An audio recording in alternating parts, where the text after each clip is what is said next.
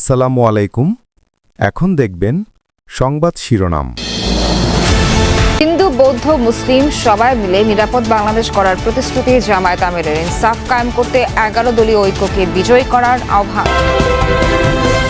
রাজধানীতে পাটওয়ারি লাঞ্ছিতের ঘটনায় বিএনপিকে দোষারোপ এনসিপি। নিজেরাই ঘটিয়েছে, জবাব মির্জা আব্বাসের। কি লাগবে ওই সময় খামাখা, কি দরকার? প্রয়োজন নাই তো। আমার কোনো রেকর্ড নাই যে কোনো প্রতিপক্ষের সঙ্গে আমার কখন সংঘর্ষ হয়েছে কি ঝগড়া হয়েছে। হাবিবুল্লাহ রহমান কলেজে একেবারে চিহ্নিত ছাত্রদলের ক্যাডার সন্ত্রাসীরা এটা পরিকল্পনা করে এটা করেছেন। শরীয়তপুরের নড়িয়ায় ফেসবুকে স্ট্যাটাস দেয়া নিয়ে বিএনপি জামায়াত সংঘর্ষ। গণভোটে হ্যাঁ পাশ করলে ফ্যাসিবাদ ফিরবে না, এজন্য নতুন ফ্যাসিস্টরা গণভোটের বিপক্ষে প্রচারণা চালাচ্ছে। যশোরের নির্বাচনী সমাবেশে এমন মন্তব্য করেন জামায়াত আমির ডক্টর শফিকুর রহমান। কেউ যদি পায়ে পাড়া দিয়ে ঝগড়া করতে আসে তবে ছাড় দেয়া হবে না বলেও হুঁশিয়ারি দেন তিনি। বলেন, একটি দল মায়েদের ফ্যামিলি কার্ড দেওয়ার কথা বলছেন, আবার মা বোনরা নির্বাচনী প্রচারণায় গেলে হেনস্থা করছেন। এমন ঘটনা চলতে থাকলেও নির্বাচন কমিশন ব্যবস্থা না নিলে এবার প্রতিরোধ করা হবে। জনসভায় প্রধান অতিথির বক্তব্যে জামাত আমির বলেন, একটি দল মহিলাদের হাতে ফ্যামিলি কার্ড দেওয়ার কথা বলে আবার মা বোনদের গায়ে হাত দিয়ে হেনস্থাও করছে। তাই তারা যতই প্রলোভন দেখাক তাদের কাছে মা বোনেরা নিরাপদ নয়। ভোট চাওয়ার জন্য বের হচ্ছেন, একদিকে ফ্যামিলি কার্ড আর একদিকে মা বোনদের গায়ে হাত, দুইটা তো একসাথে চলে না। এ দিয়ে কি বার্তা দেওয়া হচ্ছে জাতিকে? বার্তা দেওয়া হচ্ছে আগামীতে এমন কোনো দল যদি ক্ষমতায় আসে যারা এখনই গায়ে হাত দেয়, তাদের কাছে বাংলাদেশের একজন মা বোন নিরাপদ হবেন না। পুরোনো ব্যবস্থায় আর ফিরে যেতে চায় না। গণভোটে হ্যাঁ মানেই হচ্ছে আজাদি, গণভোটে না তার মানে হচ্ছে গোলামি। গোলামি না আজাদি, গোলামি না আজাদি। এরপর হেলিকপ্টার যোগে সাতক্ষীরার জনসভায় অংশ নেন জামাত আমির ডাক্তার শফিকুর রহমান। বক্তব্যে তিনি বলেন, ছাত্র সংসদ নির্বাচনগুলো বলে দেয় দেশের মানুষ পরিবর্তনের দিকে মুখিয়ে আছে। তিলে তিলে জ্বলে জ্বলে দেশপ্রেমের কঠিন পরীক্ষা দিয়ে অন্যায় এবং আধিপত্যবাদের কাছে মাথা নত না করে নিজ দলের নেতারা দায়িত্বশীলরা যেখানে হাসি মুখে ফাঁসির কাস্টে গিয়ে দাঁড়িয়েছেন, সেই দলকে আপনি ভাই ভয় দেখাবেন না। এ সময় জামাত আমির বলেন, ক্ষমতায় আসলে প্রতিবেশীদের সাথে সমতার সম্পর্ক থাকবে, প্রভু হিসেবে কাউকে সুযোগ দেবে না জামাত। অবহেলিত দক্ষিণাঞ্চলের সড়ক উন্নয়ন, বিশুদ্ধ পানি সরবরাহ ও বন্ধ হওয়া কলকারখানা চালু সহ নানা প্রতিশ্রুতিতে নির্বাচনী প্রচারণা চালাচ্ছেন জামাত আমির ডাক্তার শফিকুর রহমান। একই সাথে দুর্নীতির মধ্য দিয়ে যেসব অর্থ দেশের বাইরে পাচার হয়েছে সেসব অর্থ দেশে ফিরিয়ে এনে দেশের কল্যাণে কাজে লাগানোর প্রতিশ্রুতি দেন জামাত আমির। দুপুরে খুলনার সার্কিট হাউস ময়দানে দিনের তৃতীয় জনসভায় অংশ নেন জামাত আমির। এ সময় তিনি বলেন, ক্ষমতায় আসলে শক্ত অর্থনীতির ভিত গড়তে কাজ করবে জামাত। আমরা ইনসাফের ভিত্তিতে যার পাওনা তার হাতে তুলে দেব। এমনকি আমরা এটাও দেখব না একজন উপযুক্ত নাগরিক তিনি কোন ধর্মে বিশ্বাসী, এইটাও আমরা দেখব না। আমরা দেখব এই কাজের জন্য তিনি উপযুক্ত ব্যক্তিটি কিনা।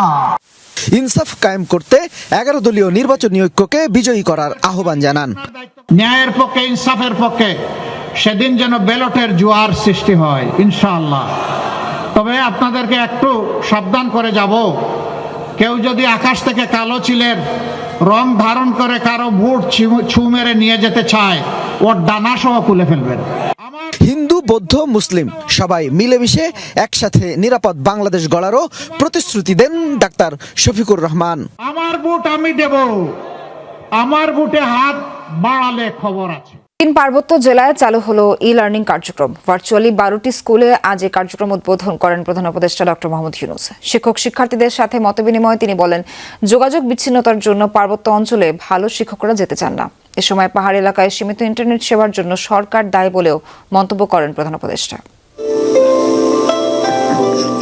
পার্বত্য জেলায় 12টি বিদ্যালয়ে ই লার্নিং কার্যক্রমের আনুষ্ঠানিক উদ্বোধন করলেন প্রধান উপদেষ্টা ডক্টর মোহাম্মদ ইউনূস। দুপুরে রাষ্ট্রীয় অতিথি ভবন যমুনা থেকে ভার্চুয়ালি সংযুক্ত হন তিনি। মতবিনিময় করেন 3টি প্রাথমিক ও 9টি মাধ্যমিক বিদ্যালয়ের শিক্ষক-শিক্ষার্থীদের সাথে। কাজেই সমাধান যদি আমরা পারি। প্রধান উপদেষ্টা বলেন, পৃথিবীর সকল জায়গায় ইন্টারনেট সেবা পৌঁছে গেছে, অথচ পৌঁছায়নি পার্বত্য জেলায়।